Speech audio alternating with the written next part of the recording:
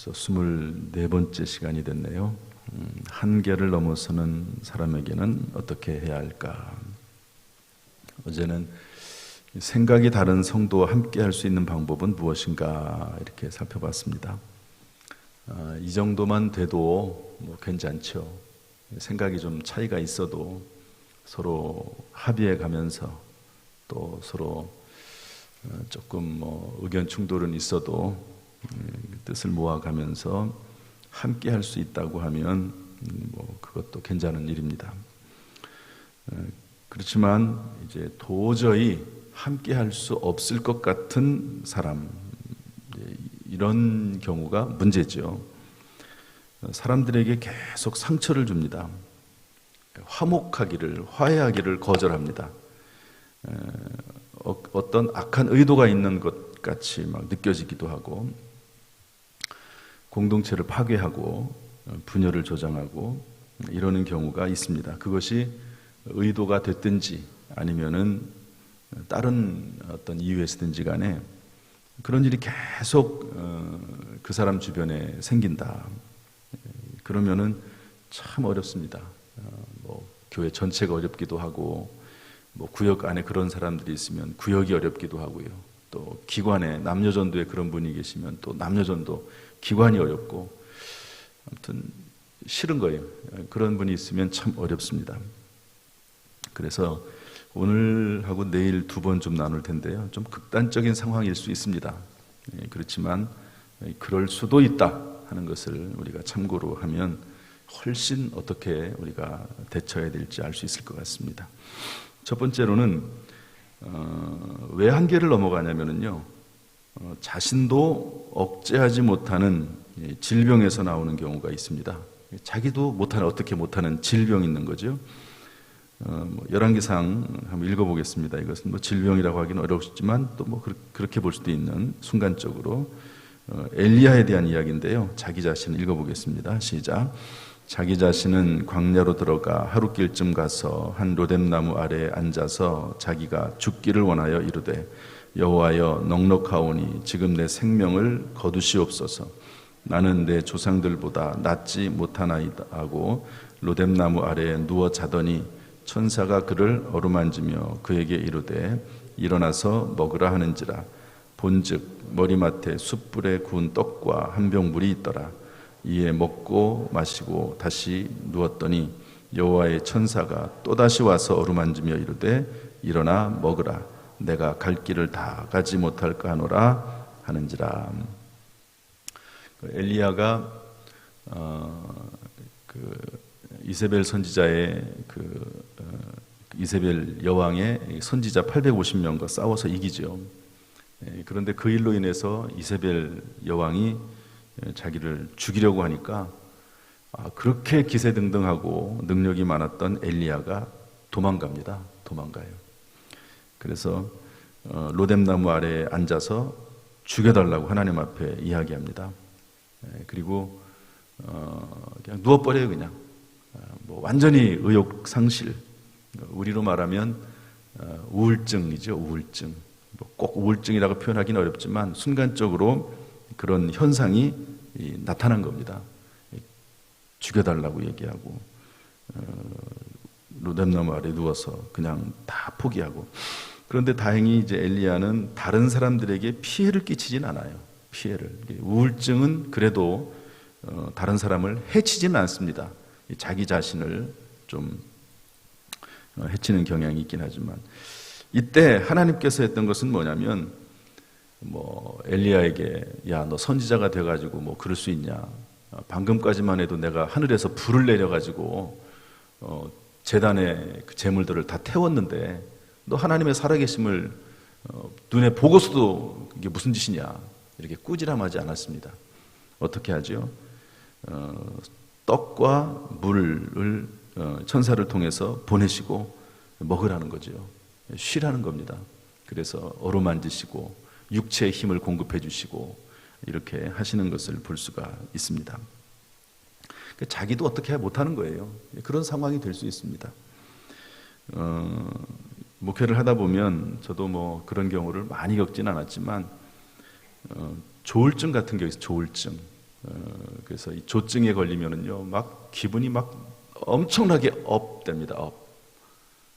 그러다가 또 우울증으로 빠지면, 조울증은 이제 조증과 우울증이 함께 나타나는 거잖아요. 그러면 우울증에 빠지면 또 그냥 집에만 있는 겁니다. 지금 뭐 나오지를 못하고요. 완전히 뭐 그냥 힘을 잃고 그렇게, 그거 막 너무 사람이 올라갔다가 내려갔다가 심한 거죠. 조울증. 그런 분들이 있습니다. 분노 조절 장애, 갱년기, 편벽증, 결벽증, 완벽주의, 이런 경우도 있거든요. 이런 분들은 참 교회 내에서 다른 사람들을 힘들게 합니다. 힘들게 해요. 갱년기 때문에 제가 부목사로 있었을 때인데요. 이 갱년기로 인해서 그냥 누구든지 막 전화를 합니다. 새벽에도 목회자들에게 전화하고 찾아오고, 수시대 막 찾아오고, 그리고 막 화를 내기도 하고. 그런데요, 나중에 해봤더니 그분이 병원에 갔더니 갱년기 증세가 심한 겁니다. 그래서 뭐 호르몬 치료를 받았거든요. 금방 괜찮아지더라고요. 참 아주 너무너무 희한하게 금방 괜찮아지는 것을 봤습니다. 제가 아는 어떤 권사님이신데요, 조울증 증세가 아주 심합니다. 조증일 때는, 그분은 좋죠, 감사하게도. 조증일 때는 명품 옷이나 백 같은 거를 막 잔뜩 사가지고요, 교육자들에게 다 나눠줍니다. 얼마나 좋은지 몰라요.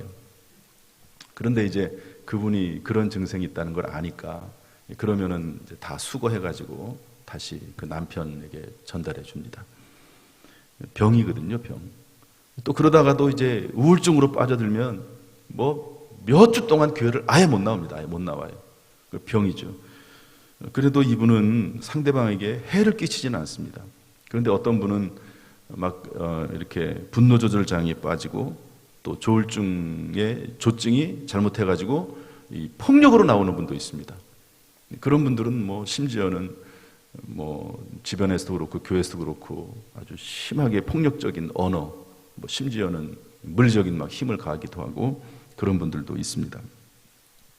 그런 분들이 실제로 있으면은요, 참다 못해가지고 집에서 이제 강제 입원시키기도 합니다. 강제로. 그래서 또 병원에서도 치료를 받으면 또 어느 정도 생활은 해요. 그냥 어느 정도 살 만큼 생활을 하는 것을 볼 수 있습니다.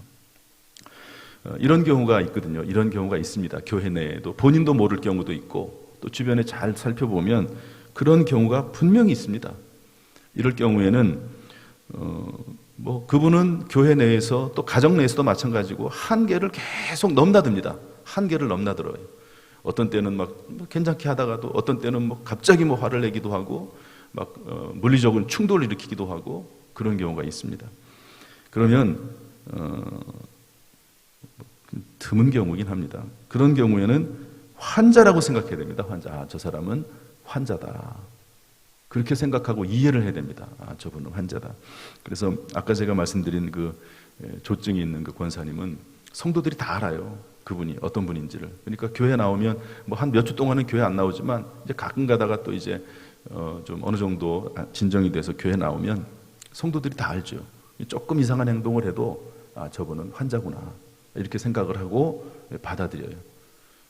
그래도 다행히 다른 사람들에게 해를 끼치지는 않으니까. 이런 분들은 심리적, 정신적 치료를 받게 해야 됩니다. 이거 치료받아야 돼요. 그러지 않으면 해결되지 않습니다.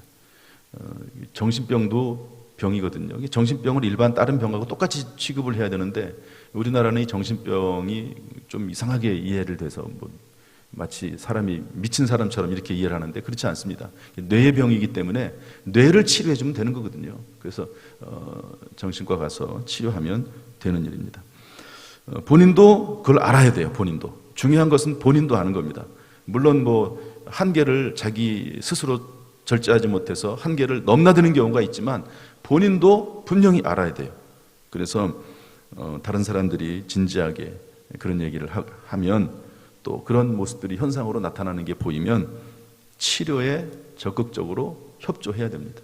그래야지 해결되고, 요즘 같은 경우는 그래도 많이 의학이 발달했기 때문에 치료가 될 수 있는 가능성이 높습니다. 또 어느 정도는 또 이게 절제가 가능해지고요. 이런 부분들이 있다 하는 것을 알아야 되고요. 아무튼 환자다 이렇게 생각합니다. 따라서 환자다. 좀 너무 막 도가 지나친 사람들 있잖아요. 도저히 대화가 안 돼요. 대화가 안 돼. 한참 이제 어떤 문제를 일으켜가지고 얘기를 하면은 그때는 듣는 것 같은데, 그때는 듣고 이해하는 것 같고 받아들이는 것 같은데, 조금 지나고 나면 다시 돌아와요. 다시 돌아와. 또 그 일을 또 합니다. 그러면 이것은 병적인 겁니다. 병적인 거예요. 문제가 있는 겁니다. 어떤 뇌의 질병일 수가 있고, 그 다음에 이런 경우가 또 있습니다. 두 번째 볼까요? 두 번째 읽어봅시다. 자신도 시작. 자신도 통제하지 못하는 악화된 기질에서 나오는 경우가 있습니다. 그 배후에는 악한 영이 자리 잡고 있기도 합니다. 대표적으로 베드로죠. 베드로가 악화된 기질 이렇게 할 수도 없지만 꼭 그렇게 단정 지을 수는 없지만요. 적어도 현상적으로는 그렇습니다. 요한복음 18장 10절 말씀 한번 볼까요? 다 같이 읽어봅시다. 시작. 이에 시몬 베드로가 칼을 가졌는데 그것을 빼어 대제사장의 종을 쳐서 오른편 귀를 베어버리니 그 종의 이름은 말고라. 감정적으로 그 감정을 이렇게 격하게 표현하는 그런 경우죠. 예수님을 잡아가려고 하니까, 물론 이런 경우가 어떤 경우에는 필요할 수 있을지도 모르겠어요. 그렇지만 예수님께서 막으시죠. 그래서 이제 귀를 붙여주기도 하시고, 또 마가복음 8장 32절 34절을 이렇게 읽어봅시다. 다 같이 시작. 드러내놓고 이 말씀을 하시니 베드로가 예수를 붙들고 항변하며 예수께서 돌이키사 제자들을 보시며 베드로를 꾸짖어 이르시되 사탄아 내 뒤로 물러가라.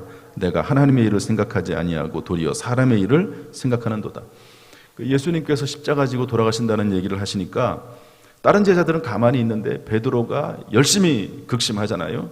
그런데 그것을 뛰어넘었습니다. 제가 볼 때는 그래요. 그래서 예수님을 붙잡고 항변하고 예수님을 향해서 예수님 그러면 안 됩니다. 그러면서 예수님에게 어떻게 보면은 대드는 거죠. 예수님에게 항변하고 대들고, 항변한다는 말이 적대했다는 말이거든요. 예수님께서 하신 말씀에 대해서 대적하는 겁니다. 이거 한계를 뛰어넘은 거죠. 자기가 믿고 따르는 그 예수님에 대해서 자기의 생각과 맞지 않게 얘기한다고 예수님을 대적하고 예수님을 그냥 대적하는 게 아니라 붙잡고, 이건 뭡니까? 이게 한 단계 더 나가면 잘못하면 칠 수도 있을지 몰라요. 그렇게 되는 겁니다. 이것은 한계를 뛰어넘은 거죠. 한계를 넘은 겁니다. 여기는 이제 사탄아 뒤로 물러가라 그러면 악한 영이 뒤에서 이렇게 움직이고 있다는 것을 알 수가 있습니다. 이런 경우가 있습니다. 이게 목회하다 보면은요, 참 목회자에게 잘할 때는 잘하거든요. 그런데 어느 날 자기 생각하고 틀리다고 여겨지면요, 목사가 없습니다. 목사도 없습니다. 막 대들고 욕하고 심지어 그런 경우도 있거든요. 이게 제정신이 아닙니다. 제정신이 그 순간에 제정신이 아닌 거죠. 아닌 겁니다.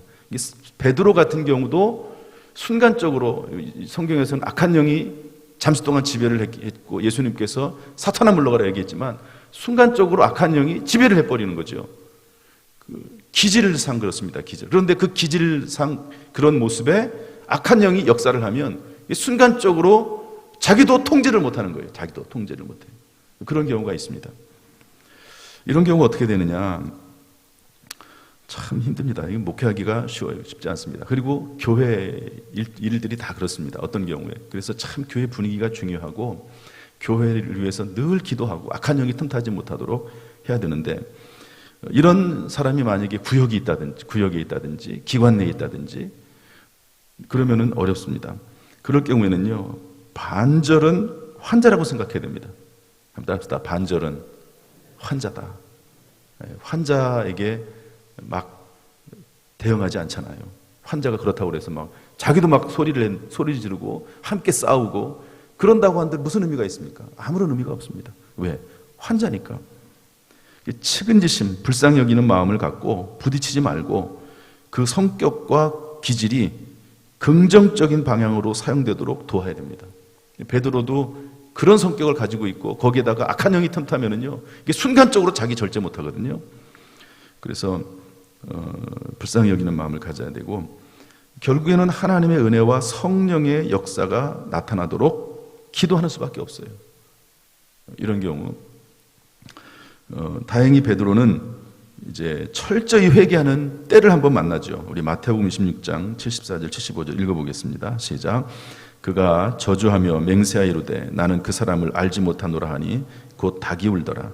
이에 베드로가 예수의 말씀에 닭 울기 전에 내가 3번 나를 부인하리라 하심이 생각나서 밖에 나가서 심히 통곡하니라. 이렇게 철저하게 회개하는 때를 한번 만나요. 이런 사람들이. 그러다가 나중에 또 성령을 체험하는 때도 있습니다. 교회가 또 여러분 예수님이 사도 베드로를 받아주지 않습니까? 이런 일이 있을 텐데 나중에 회개하고 다른 사람들을 오히려 돕고 섬기고 굳게 하라고 그렇게 예수님께서 말씀하십니다. 기다려주는 거죠. 기도하면서 기다려주는 거죠. 본인도 주변에 마음에 들지 않는 사람들이 계속 생겨나면, 이런 분들은요, 주변에 마음에 들지 않는 사람들이 계속 생겨나요. 자기가 문제가 있어서 그런다는 걸 모르고 자기 주변에 있는 사람들이 다 문제예요. 다 문제예요.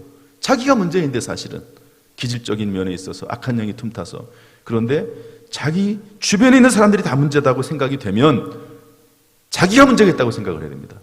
이 사람도 싫고 저 사람도 싫고 이 사람도 문제고 저 사람도 문제고 이 사람도 싸우고 싶고 저 사람도 싸우고 싶고, 그러면은요 그 사람이 문제가 아니라 자기가 문제인 겁니다. 이거를 본인이 깨달아야 돼요. 깨달아야 됩니다. 그래서 이렇게 되면은 내 기질과 습관이 더 악화돼 가지고 문제가 더 심각해질 수 있다 생각을 하고 조심해야 됩니다. 생각해 봐야 됩니다. 본인도 하나님의 은혜를 구하면서 기도와 노력을 병행하면서 고치도록 힘써야 된다 하는 것이죠. 아무튼 여러분, 성경에 하나님의 영이 임했는데 성령으로 충만한데 자꾸 다른 사람들의 죄를 지적을 하고 이 사람도 믿고 저 사람도 믿고 이 사람도 싸우고 싶고 이러면은요 절대로 하나님에게서 온 것이 아닙니다. 하나님에게서 온 것이, 설사 그렇다 할지라도 순간적으로 그런 마음이 있다 할지라도 돌이키고 불쌍히 여기는 마음을 가지고 기도해주고 결국에는 이렇게 되는데, 그런 마음들이, 악한 마음들이 계속 있게 되면은요 스스로를 생각해야 돼요. 이것은 나에게 문제가 있을 수도 있다 하는 것을 이해를 해야 됩니다. 세 번째로 이런 경우도 있습니다. 도저히 용서할 수 없는, 용서하기 싫은 원한이나 깊은 상처가 자리 잡고 있는 경우도 있습니다. 사무엘하 13장 12절 28절 말씀 한번 읽어보겠습니다. 압살롬이, 시작. 압살롬이 이미 그의 종들에게 명령하여 이르기를 너희는 이제 암논의 마음이 술로 즐거워할 때를 자세히 보다가 내가 너희에게 암논을 치라 하거든 그를 죽이라. 두려워하지 말라. 내가 너희에게 명령한 것이 아니냐. 너희는 담대히 용기를 내라 한지라. 암논은 이복 형입니다. 압살롬은 이복 동생이죠. 그런데 압살롬이 형을 죽입니다. 잔치에 불러놓고 형을 죽여요. 왜 그렇습니까? 이 암논이 자기의 누이 동생인 여동생을 강간했기 때문에 그렇습니다. 사무엘하 12장 32절에 보면 그렇게 되어 있죠. 한번 읽어볼까요? 사무엘하 13장 22절 시작. 압살롬은 암논이 그의 누이 다말을 욕되게 하였으므로 그를 미워하여 암논에 대하여 잘잘못을 압살롬이 말하지 아니하니라. 그런데 압살롬이 참 치밀한 것이, 그때는 가만히 있습니다. 아무런 말도 하지 않습니다. 이 암논이 이 다말을 데리고 와서 자기 방으로 끌어들입니다. 맛있는 과자를 좀 하나 내가 가지고 있는데 좀 날 먹여달라고. 그렇게 해가지고 뭐 자꾸 하니까 어떡합니까? 그래도 오빠긴 하지만 자꾸 요청을 하니까 할 수 없이 가서 과자를 먹여주러 갑니다. 그때 이제 강간하거든요. 그런데 그러고 나서 이제 울고 돌아옵니다. 그 여동생이. 압살롬이 그 모습을 보고 가만히 있어요. 아무런 행동도 하지 않습니다. 아무런 행동도 안 하는 게 아니죠. 그 속에 분노를 품고 있는 거죠. 복수를 계획하고 있는 겁니다. 그리고 나서 어느 시점이 딱 됐을 때 다 초청해놓고 암논을 죽이는 거죠. 용서할 수 없는 원한이나 상처가 자리 잡고 있었다는 거죠. 저는 이것도 반절은 환자라고 생각합니다. 반절은 병이거든요. 물론 뭐 깊은 원한 상처 가지고 있지만 이미 그 마음이 병든 겁니다. 어떻게 해결할 수가 없어요. 해결할 수가 없습니다. 마음의 상처가 심하면. 심지어 이런 경우도 있거든요. 제가 터미널에서 한참 한 2년 정도 전도할 때가 있었는데 어떤 분이 남편에게 전도하라고 하는데도 전도를 안 해요. 왜 그러냐더니 남편이 미워서. 너무 미워가지고 남편이 구원받을까 봐 전도하기 싫다는 거예요. 그런 병들, 워낙 그 마음의 상처가 심해서 그렇게 되는 거죠. 이런 마음들은 비록 뭐 터미널에 나와서 전도를 하든 어디서 무슨 전도를 하든 반절은 환자입니다. 그 안에 상처를 너무 깊이 받아가지고 상심한 거죠. 병이 든 겁니다, 마음에. 어쨌든 이런 경우가 있습니다. 도저히 용서할 수 없는 원한이나 깊은 상처에 빠졌을 때 이런 경우도 반절은 환자라고 생각해야 됩니다. 불쌍히 생각하고 부딪히지 말고 그 원한이나 깊은 상처를 발견하고 치유하도록 해야 됩니다. 이건 역시 하나님의 은혜 아니고서는 할 수가 없습니다. 은혜 아니면 불가능한 일입니다. 우리가 기도해주고 또 치료하도록 애써야 되지만 은혜를 구해야 되는 것이죠. 원한이나 깊은 상처를 가지고 있는 당사자도 조심해야 됩니다. 본인이 어느 정도는 알 수 있습니다. 내 상처로 인해서 다른 사람에게 내가 또 다른 상처를 주는 건 역시 그것도 죄입니다. 내가 상처를 받았으니까 내가 받은 만큼 돌려주겠다, 복수하겠다. 그래서 다른 사람에게 해를 끼치려고 할 수 있지만요, 한계를 넘으면 범죄입니다. 다른 사람이 나를 죽였다고 해서, 내 가족을 죽였다고 해서 내가 그 사람을 죽이면 그게 똑같이 되는 게 아닙니다. 너도 죽이고 나도 죽여 똑같이 우리 끝내자. 그게 아니거든요. 둘 다 범죄입니다. 둘 다 살인죄입니다. 그래서 이럴 경우에 본인도 하나님의 공의를 믿고 자제해야 됩니다. 하나님의 공의를 믿고. 저희 아내와 함께 내적 치유 수양회를 하라고 하는 것을 간 적이 있습니다. 우리 둘이 문제가 크게 있다기보다도 내적 수양회, 심리적으로 어떤 내적인 어떤 상처를 받아가지고요, 겉으로 드러나는 경우가 있습니다. 겉으로 이유를 몰라요. 이상하게 문제가 일어나요. 꼭 이상하게 별일 아닌데도 어떤 경우에는 문제가 생기고 그런 경우가 있거든요. 그러면 이제 그 사람이 지금까지 살아왔던 과거를 한번 쭉 되돌아보는 겁니다. 내적 치유하는 그런 수양회, 그래서 그런 자료들이 쭉 있고 수많은 사례들이 있습니다. 그래서 그런 책들도 많이 나와 있거든요. 주서택 목사님이라고 하는 분이 매년 이런 내적 치유 수양회를 합니다. 어떤 사람이 있는데 너무너무 폭력적이고 다른 사람들하고 화합하지 못하고 여기 있는 말 그대로 자기의 생각이나 방법이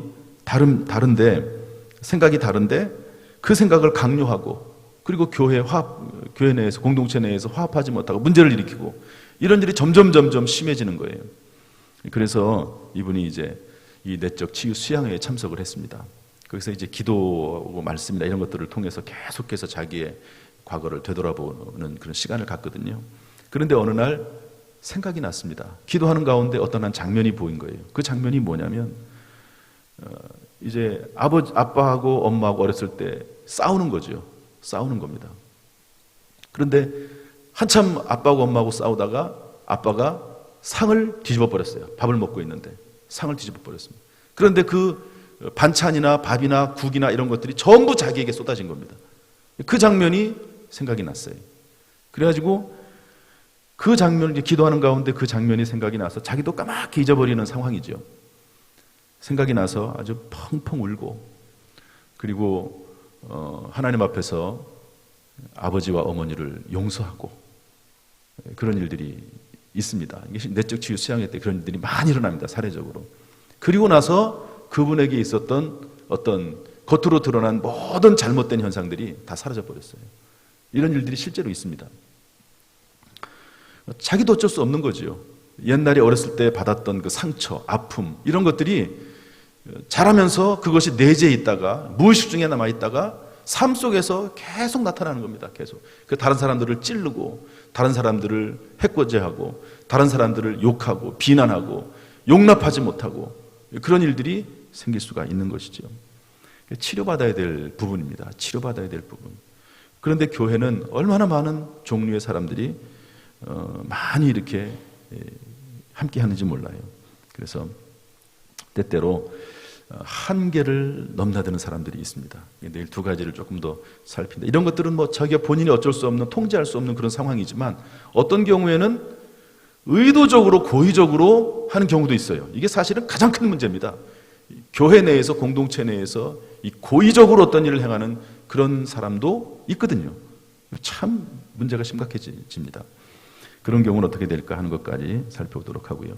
아무튼 오늘 내용 같은 경우는 반쯤은 어떤 정신적인 병이 아니라 완전히 이거는 치료받아야 될 질병이고, 이런 경우는 억제하지 못하는 어떤 기질이라든지 용서하지 못하는 마음이라든지 이런 것들은 반쯤은 환자다, 그렇게 생각을 해야 되고 불쌍히 여겨야 되는 마음입니다.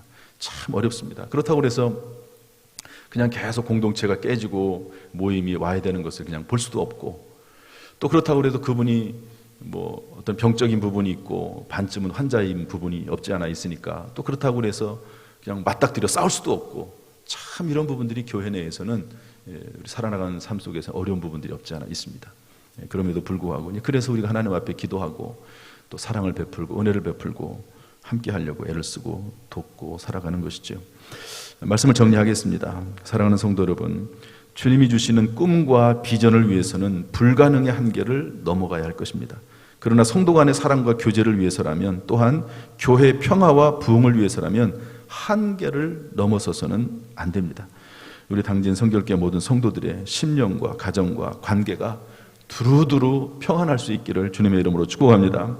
그래서 영혼육과 범사가 회복되고 부흥되는 역사가 정말로 하나님의 은혜로, 하나님의 도우심으로, 또 성도들이 서로 섬기는 가운데 회복이 되는 역사가 나타날 수 있기를 주님의 이름으로 축복합니다.